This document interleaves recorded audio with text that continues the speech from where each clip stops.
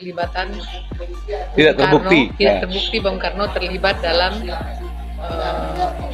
G30S. G30S. Iya, jadi ini menurut saya hal yang lucu ya.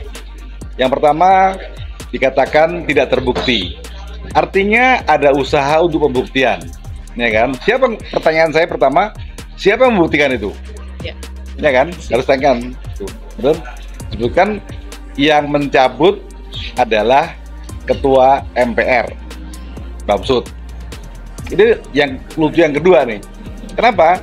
Karena TAP MPRS nomor 33 tahun 67 itu, ya TAP MPRS ya. MPRS itu adalah lembaga tertinggi negara. Sementara MPR di 2024 ini adalah hanya lembaga tinggi negara. Artinya kedudukannya kalau dari hierarkinya di bawah dari MPRS. Sehingga sangat tidak masuk akal apabila lembaga tinggi negara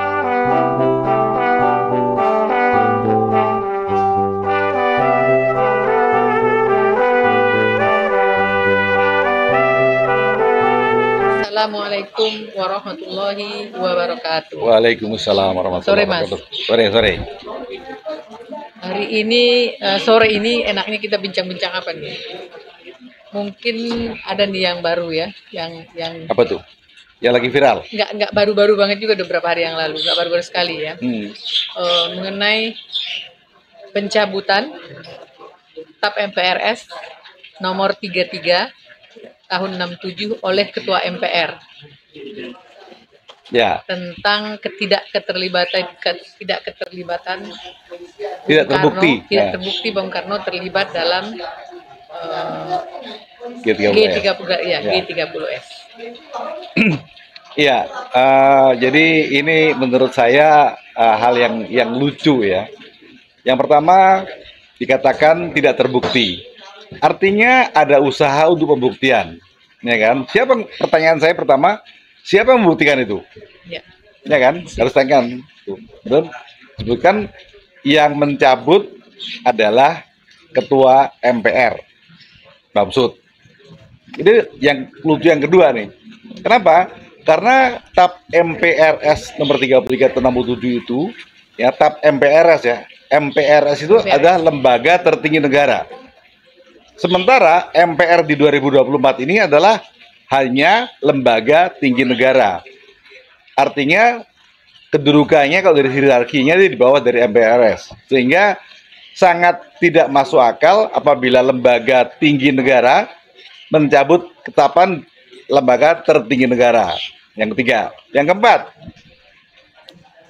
wajarnya ya dimanapun yang terjadi, suatu ketetapan itu harus dicabut berdasarkan sidang. Tidak oleh ketua saja sendirian, karena apalagi itu pun dihasilkan harus sidang. Iya.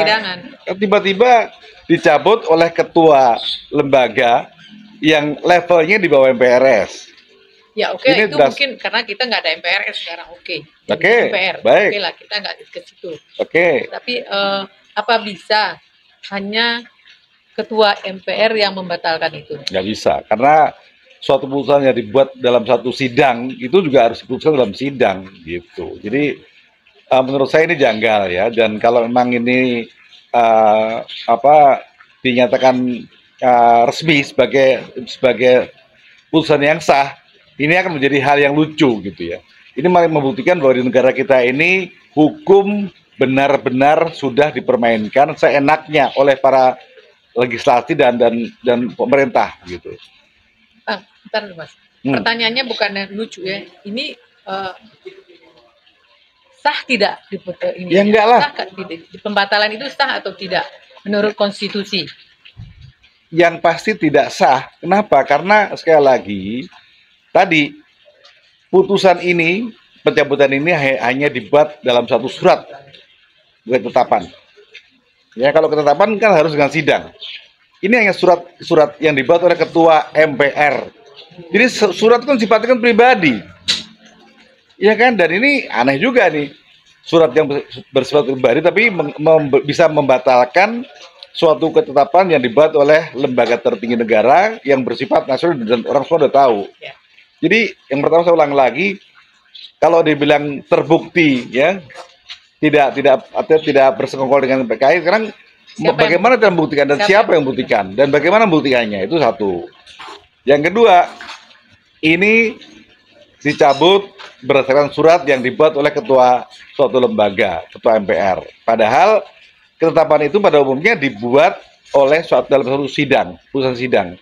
Harusnya kalau mau dicabut pun harus dengan putusan sidang gitu, nggak bisa oleh perorangan seperti itu, walaupun dia ketua umum ya gitu. Jadi sekali lagi ini menjadi fakta ya bahwa di negara kita yang katanya negara hukum makin terlihat hukum dibuat seenaknya. Contoh lain lagi, DPR tiba-tiba akan mengesahkan 3 RUU, ya RUU tentang One Team Press, tentang Kementerian Negara, dan tentang imigrasi. Bagaimana bisa mereka waktunya tinggal singkat begini mau ini tiba-tiba mereka berbondong-bondong bergegas menyelesaikan seolah-olah ini hanyalah pesanan. Ya pesan dari kan supaya sebelum ini diganti, kepala negara ganti, ini harus ditekan soal dia berjasa ya. Ini loh saya yang tekan, artinya ini zaman saya. Jadi padahal undang-undang ini pembahasannya tidak melibatkan masyarakat. Ya, itu pertanyaan saya. Kenapa mereka ketua MPR itu bisa mengeluarkan itu? Harusnya kan ada permintaan ya, dan permintaan itu harus dipublikasi dong ya. Dipublikasi, oh ini ada permintaan dari keluarganya Bung Karno misalnya misalnya gitu. Mereka minta ini, dan itu kan harus dibawa ke sidang. Terus yang terbuktinya itu siapa yang membuktikan ya? Itu kembali. Iya itu dia tadi harus diputuskan dalam persidangan karena ketetapan itu dibuat di persidangan. Iya. Dan buktinya itu diajukan oleh pemohon, iya kan? Betul. Jadi ini saya punya bukti nih bahwa ini ternyata begini. Sekarang buktinya nggak ada, tiba-tiba ketua MPR bikin surat bahwa ini nggak terbukti, aneh sekali. Jadi, aduh ya. Jadi sekali lagi ya, kita ini harusnya malu ya. Kita menamakan negara kita sebagai negara hukum, tapi perlakuan kita terhadap hukum makin terlihat dibuat seenaknya. Terhadap konstitusi. Iya kan? Ya? Kemarin ya ingat kan yang waktu MK memberikan putusan tiba-tiba malamnya bergegas merubah undang-undang, kan aneh itu. Kenapa nggak dari kemarin? Satu sama lain tidak menghargai. Ya, jadi hanya satu orang yang pesanan satu orang aja. Iya, pesanan satu orang. Konstitusi itu sudah dianggap yang lain. Iya, jadi kita harus ingat bahwa semua yang terjadi ini ada jejak digitalnya. Nanti entah kapan orang akan lihat, oh kok zaman ini kok begitu ya? Oh tuh dulu siapa pemimpinnya? Nah itu. Contohnya lagi yang gampang deh, KPK.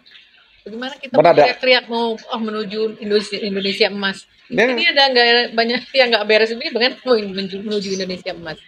Semua Indonesia cemas. Hukum, saya dulu Indonesia cemas. Semua lembaga hukum mandul, dibuat mandul. Ya. Hierarki udah nggak ada ini ya. Udah nggak ini lagi. Pokoknya dilindas sama satu orang. Ya. Semuanya. Dan terlihat dia sebelum lengser dia buat semua hal ya? Seolah dia tuh punya prestasi. Sekarang dia membuat simbol dia bekerja di IKN, terus mau ngapain di IKN? Belum ada apa-apa. Iya kan, ini kan cuma bohong-bohongan aja kan. Satu lagi nih yang perlu diingat. Kemarin dinyatakan bahwa Jokowi tidak berniat untuk masuk di One Team Press yang sedang dibahas. Kata dia tidak berniat. Tapi kita ingat, dia selalu omong bohong. Artinya kalau nanti dia ternyata jadi PKW One Team Press, dia akan ngomong, saya nggak mau kok, tapi disuruh, diminta. Jadi kan klasik gitu, bullshit. Ya itu dia, makanya ini benar-benar negara kita ini benar-benar jadi presiden emang bohong. Jadi kita melebar jadi kemana-mana, tapi ya itulah. Dia nggak bisa jadi presiden, menurut saya gitu.